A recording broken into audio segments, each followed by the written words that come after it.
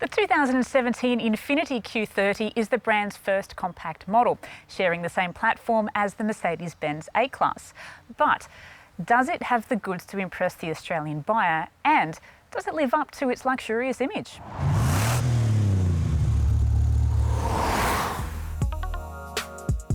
Despite a limited presence in the Australian market since the early 90s and a wider release of models back in 2012, Infiniti is still a relatively unknown brand in Australia. The new Q30 is the latest range in the lineup, which is currently only known here for large sedans and even bigger SUVs.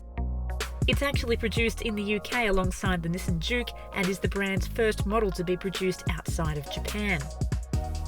This sharp little car is the GT, which is the entry level to the range, coming in at $38,900 before on-road costs. Infiniti call a Q30 a crossover, but being similar in size and even looks to the Mazda 3, you could almost justify calling it a hatchback. Talk about sharp, take a look at how the signature crescent chrome cut wraps around the C-pillar. It reminds me of a winding road, and the deep crease lines give it a mean stance, and regardless of the colour, the gloss black wheel arches really make the 18-inch alloy wheels pop. But no matter how a hatchback, crossover looks, it has to be practical too. The tailgate lifts up quite high, and with the 430-litre boot, you can easily fit two small suitcases in it. Underneath there's more room to hide things, but it comes at the cost of a spare wheel. There's not even a space saver. All you get is a tyre repair kit. Headroom for a 5'6" person like me isn't too bad, but could be a tight squeeze for anyone who is taller. Knee and toe room is good. The seats are a little bit firm and the seat bases are quite narrow. It gets even worse when you're in the middle because all three seat belt buckles can dig into your bum and your hips. There is no armrest or cup holders. There is a 12-volt connector that sits just below a handy little storage slot, but without any USB points to charge your phone, it's a little confusing as to what this might be used for. But we would prefer to swap both of those for air vents.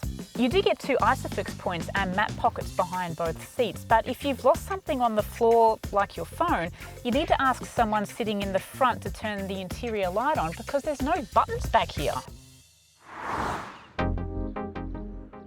The GT misses out on the black and white leather seats in the higher grade sport model, but after sitting in those seats, I feel these cloth trim seats are more cushy and comfortable. Even the door trim has a nice feel. There are more than a few Mercedes-Benz features here, including the driver information screen, the gear lever, and just about every button. Although the soft padded dash with the white stitching makes it feel quite special. Adding to that, the multifunction steering wheel is almost identical to the sport models, except this doesn't have a flat bottom. Unfortunately, letting down the premiumness is that the door trim rattles once you start driving, and this sounds like a squeaky bed. There are two cup holders up front and a pop-up storage compartment for any spare change and your phone. There's even two USB auxiliaries in there too. But one thing that will get your head scratching is the visibility of the climate control dial from the driving position. You can only see half of the temperature readings. The in-touch infotainment system leaves a lot to be desired. Operated by the Infiniti controller or via the touchscreen, the system feels like it's operating Windows 95 on a Windows 10 platform. Like the apps page. It took, and I counted, 39 seconds to load. The satellite navigation can be clunky, and Apple CarPlay and Android Auto is absent across the range. One nifty feature is the Sooner Live traffic updates, which is a handy thing to check before you start to get the wheels rolling.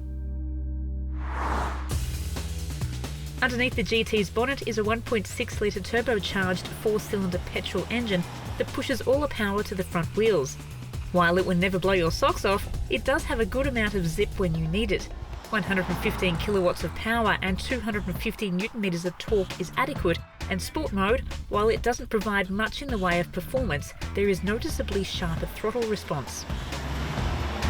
Putting it into manual mode and using the paddle shifts, it's less than inspiring. With not too much power available and not really an exciting exhaust note, slipping it back into the standard eco mode is definitely the way to go. Like a number of dual clutch transmissions, gear changes at low speed is glitchy, but once you get up to the higher speed, The 7-speed gearbox is quite smooth. The Q30 has the stop-start feature and the car doesn't really shudder when it starts back up again. But if you've stopped on a slope, it takes quite a long time to get going again. One time I was even beeped from someone behind me because I was taking so long to get going. Infiniti claim a combined fuel economy reading of 6 litres per 100 kilometres. We got pretty close to that with 9 litres in heavy traffic and dropping down to 7.5 on the freeway. Riding on Infiniti's Comfort Tune suspension, the ride isn't too bad, and even going over speed humps with not too many dramas at all. Autonomous emergency braking comes standard in all Q30. With Infiniti's new car warranty, you get an extra year over the likes of Mercedes-Benz, with a 4-year 100,000 kilometre warranty. Servicing costs come in at an okay $540 over 75,000 kilometres or 3 services.